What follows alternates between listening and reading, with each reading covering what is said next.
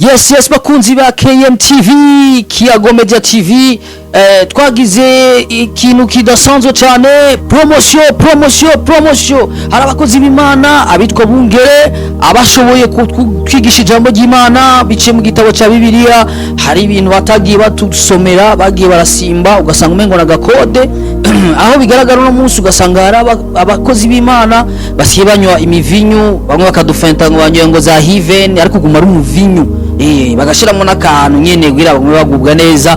Rero nashaka kubabwira yuko hariho amaverse amwe muri Bibiliya batashoboye kudusomera, bisaba ko nawe uri kurankurikirana na cyane cyane twiko ndabwira abantu babakizwa abanyinzoga binyegeje mukura pasteur ngo yavuze ko kunyinzoga ari kuja mu muriro. Ico ni kinyoma cambaye ubusa.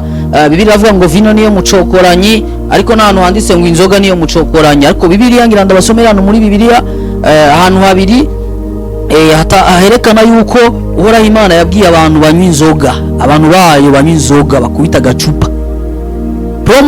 Promotion kuri Kiyago Media TV, promotion ya Noel na Bonane. Kiyago Media TV bazaniye ikintu kiri special cyane, aho kibazaniye ijambo ry'Imana riciye muri Bibiliya, aho mwumva yuko Imana yashoboye kubwira Abisirayeli bashobore kwifata neza mu gihe urugendo ruzaba rwabanye rurerure.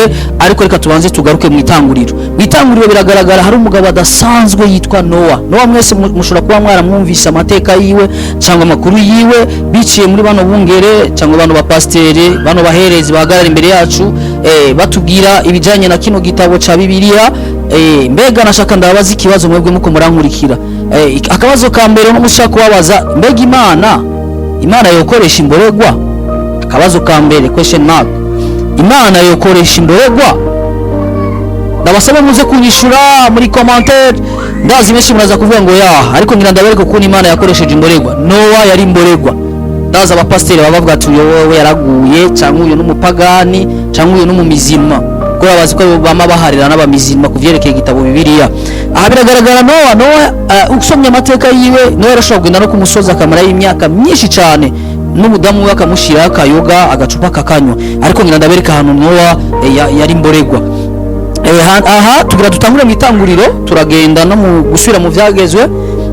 Ahantu handitse ngaha itanguriro 9:19 handitse ngwabo uko ari batatu nibo Nowa yavyaye. Aha Bibiliya kiratubwira neza na neza abana Nowa yavyaye nibo bakomoswe ko n'abakwiye isi yose. Mugira mwumva abantu Nowa yavyaye bakomoswe ko abantu bari mu isi yose uno munsi. 20 yaranditse ngo Nowa atangura kurima atera uruzabibu. Nimwibaze ngo ndiko ndikurira mu mutwe. Nowa atangura kurima atera uruzabibu. 21 handitse anywa vino y'izo nzabibu araboregwa impuzu zimuvako. Muravyumva ko Nowa yasarishije. Nowa yarasarishije yaranyoye araboregwa. Nowa aranywa inzoga araboregwa. Mbega kubera iki Nowa yanyoye inzoga araboregwa? Uno munsi abantu bari muri ano madini dusanzwe turimo y'abakristo usanga hirya no hino amashengero atandukanye bamwe batunga urutoki ngo abajehova ntibakijije kwera abanywa inzoga, abandi bakavuga ngo abakatolika ntibakijije ntibemera Yesu kwera abanywa inzoga. Ariko tuko turabona muri itanguriro neza na neza aho bigaragara ko Nowa yari imboregwa. Nowa muravyumva neza ngaha ku murongo wa 20 iranditse ngo Nowa atangura kurima atera uruzabibu anywa vino y'izo nzabibu araboregwa impuzu zimuvako. Bantu b'Imana sinzi ko mwumva ko umuntu anyoye inzoga gushika impuzu zimuvako aba yaruhimvye vraiment. Ariko usomye kino kigabane cyose gushikaho Nowa yarinze ava kuri inosi 19 imisi yose Nowa yamaze yabaye imyaka 950. Nowa yamaze imyaka 950.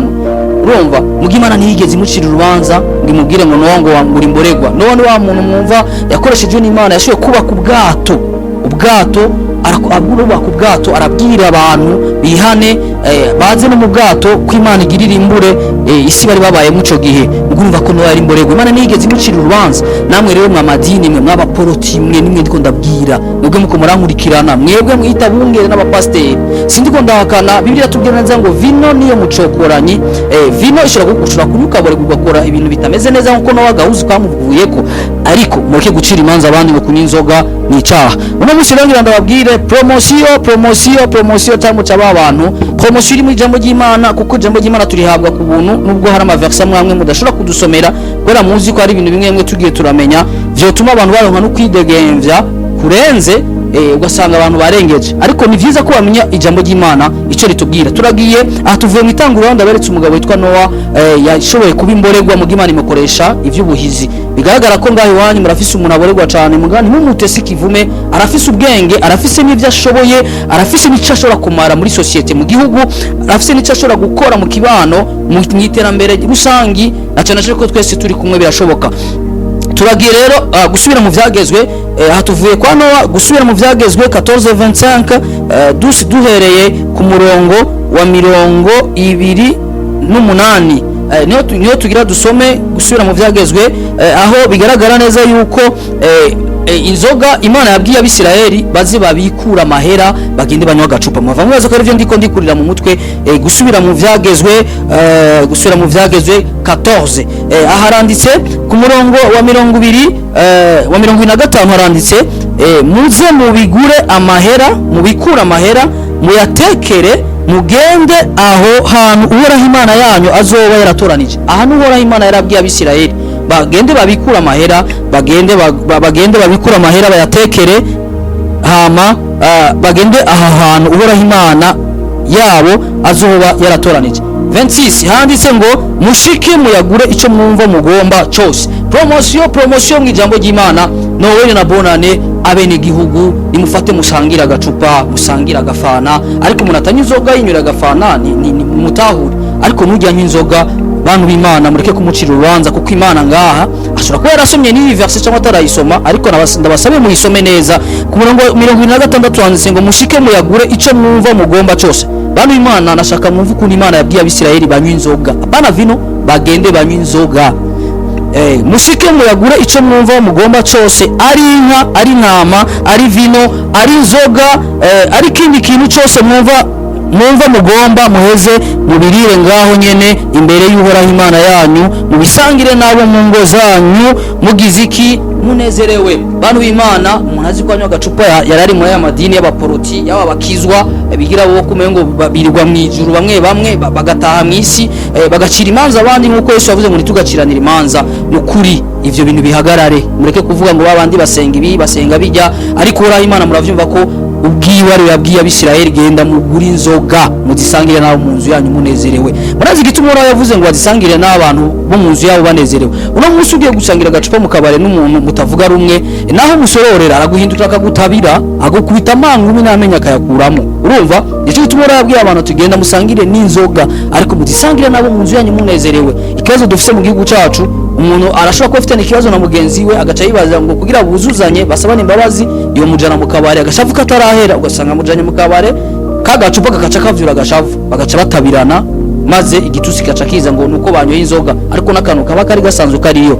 Murumva ko bira neza ibabwiye ngo mugende mubikura amahera, acana cyane muri no misi mikuru mugende mubikura amahera, kuko guhera mu kwa mbere gushika mu kwezi kwa12 abantu baba bararondeye amafaranga, bamwe barayaronse, abandi barayabuze, abandi atana kazi bafise, ariko Uhoraho aravuze ngo mugende mubikura amahera, mugende mugure intama, mugure inka, mugure vino, mugure n'inzoga muzisangire nabo mu nzu yanyu munezerewe. Iri ni jambo ry'Imana, dushimira Imana. Mwari kumwe na Chris Miguel kuri microphone za KMTV, turi kumwe naho gutaha aho tuzuguma tubabwira ayandi maverse atandukanye, kugira mukomeze kutaba imbohe z'amagambo mwabwiwe cyangwa z'amajambo mwabwiwe n'ababungere kugi inyungu zabo, mvuza bungere bamwe bataye umurongo.